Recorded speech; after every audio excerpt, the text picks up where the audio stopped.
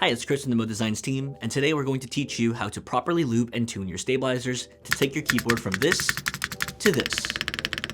Stabilizers are necessary for your longer keys such as Shift, Backspace, Enter, and the spacebar. They can easily make or break your keyboard build, and in our opinion, a well-tuned stabilizer is the kind that you don't notice. The goal with lubing and tuning stabilizers is to minimize rattle and sounds by lubricating any stabilizer component that makes contact with each other. There are typically 3 types of stabilizers that you can choose from depending on the keyboard that you have. The first is a plate-mounted stabilizer. For the most part, these types of stabilizers are found on pre-built keyboards. These stabilizers don't use screws and instead use clips to mount onto the plate of the board. The second type are clip-in stabilizers. They mount similarly to a plate mount stabilizer, but instead of sitting on the plate, these sit on the PCB itself. These stabilizers are sometimes used for O-ring mounted keyboards due to the O-ring interfering with the stabilizer. And finally, we have screw-in stabilizers. The majority of custom mechanical keyboards likely use this type of stabilizer. These mount to the PCB itself and are secured in place with screws. All of our Mode keyboards can either use clip-in or screw-in stabilizers, but typically we prefer to use screw-in, and our brand new Mode stabilizers are also screw-in style. Our stabilizers feature a nylon housing and stem with a PTFE Teflon additive powder for ultra-low friction. We still recommend lubricating the housings, stems, and wires, as we found that lubricated stabilizers will always perform better than dry plastic on plastic, regardless of stabilizer type. Our stabilizer kits come with both a 6.25U and 7U wire, as well as 4 2U wires in every kit. Screws come with fiber washers that have been pre-assembled just to make installation a little bit less tedious. On the screw side, we've rounded these edges to make them as small as possible to minimize any possible collisions between stabilizers and certain enter key configurations. For this tutorial, you'll need a pack of stabilizers, some lubricant such as Krytox 205G0, preferably in a syringe, dielectric grease such as Permatex, and a small brush or 2. First, you'll want to determine exactly which stabilizers you're going to need for your keyboard. For most standard layouts, you'll need at least 3 2U stabilizers for left shift, backspace, and enter. Some boards will also require an additional 2U stabilizer if you have a full-sized right shift. You will also want to determine whether you want a 6.25U spacebar or a 7U spacebar. The differences here are primarily aesthetic. Once you've determined your preferred keyboard layout, we can move on to lubing. Our stabilizers have 5 components: the housing, the stem, which fits inside the housing, the wire, the screw, and the fiber washer that's pre-assembled to the screw. We'll start by lubing the stem piece. The stem has 2 sides, a front side with 2 openings and a rear side with only a single opening. First, take just a small amount of lube on your brush. Remember, you can easily add more lube, but it's difficult to have to remove excess lube once your board is built. Start by brushing a small amount of lube on the 2 main outside surfaces of the stem.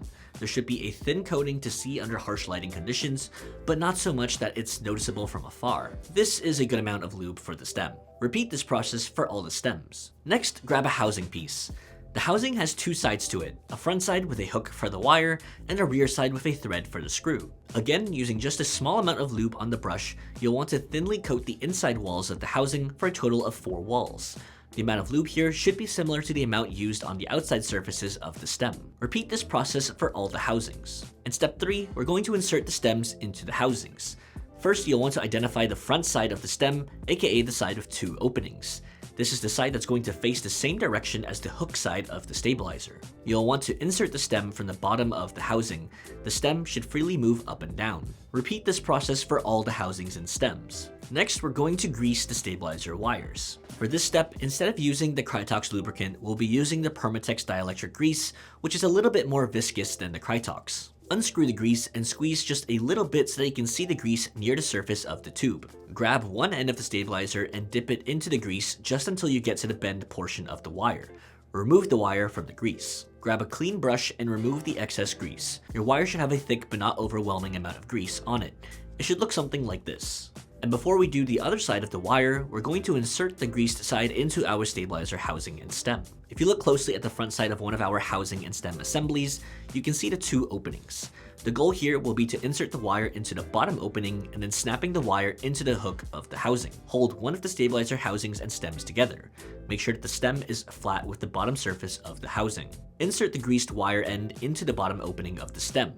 Then snap the wire into the hook of the housing. If you've done this successfully, you should be able to swivel the other end of the wire up and down and see the stabilizer stem freely move up and down without falling out of the housing. If you've accidentally inserted the wire into the top opening of the stem will protrude from the bottom of the housing and will not move freely. Now you can hold the completed side of the stabilizer and similarly dip the dry end of the wire into the grease, brush off any excess and insert it into the stem and housing. Make sure you're orienting the pieces correctly.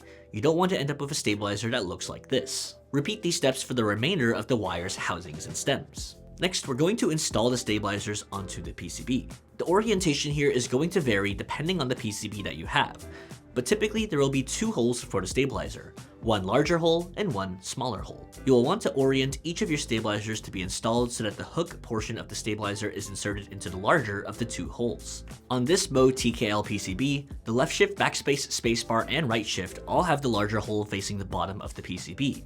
The enter key has the larger hole facing the top side. To install the stabilizers, you'll want to first insert the hook side into the larger hole.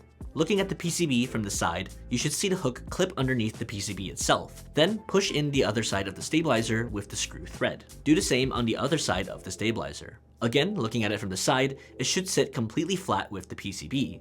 Pulling on either of the stems should result in the other side also waving up and down. Once you've confirmed the stabilizer is sitting flat, grab a small Phillips head screwdriver and one of the screws with the pre-installed washer. Most stabilizers include these fiber washers separately, but we've had them pre-installed just to make installation a little bit easier. While squeezing the stabilizer and PCB assembly together, screw it together and be careful not to over-tighten, just until finger tight will be more than enough. Do the same on the other side. And repeat this step for all the other stabilizers. And congratulations, you've successfully lubed and installed all of your stabilizers. Now it's time to fine-tune them. To do this, add your plate on top of the PCB and insert a few switches just to secure the plate to the PCB. Make sure that each stabilizer has a switch installed as well. Then you can grab your keycaps for these keys and install them. Press these keycaps repeatedly to check for any ticking sounds or rattle. You can also gently tap the keycap without actually having it move to further check for any rattling sounds. A well-tuned stabilizer should have minimal or almost no rattle at all. If you've determined that one of your stabilizers does have a rattling sound on one side of the keycap, remove that keycap and grab your lubricant syringe. In this example, this side of the spacebar has a little bit of rattle. I'm going to gently pull up on the stabilizer stem and using my lubricant syringe carefully inject just a little bit of lube into the rear opening of the stem where the wire can be seen. I'm going to inject just a small amount, enough to fill some of the space within the stem. Remember, it's easy to add more lube, but difficult to take away. Add the keycap back on and press the key a few times to ensure the lube is thoroughly incorporated. Test again for rattle as we did previously, and at this stage, you should have a well-tuned stabilizer. Repeat for any stabilizers that need additional tuning, and now you're done. Hopefully at this point you have a board of well-lubed and tuned stabilizers, but there are a few things you should be aware of that can be helpful for troubleshooting if you're still having problems. First, if your keycap is feeling mushy and slow to spring back up, chances are you've over-lubed the stabilizer.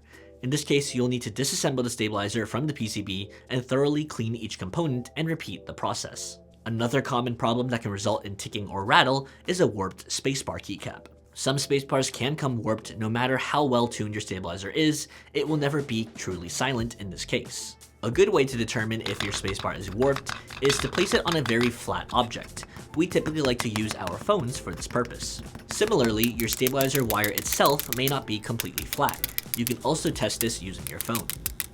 In either case, if your spacebar or stabilizer wire is not flat, there are methods you can try to attempt to flatten them out. Alternatively, you can contact your vendor's support system to find possible replacements. And that is everything you need to know about lubing and tuning your stabilizers to go from this to this. For any technical questions, order help, or any other inquiries, email our support team at support@modedesigns.com.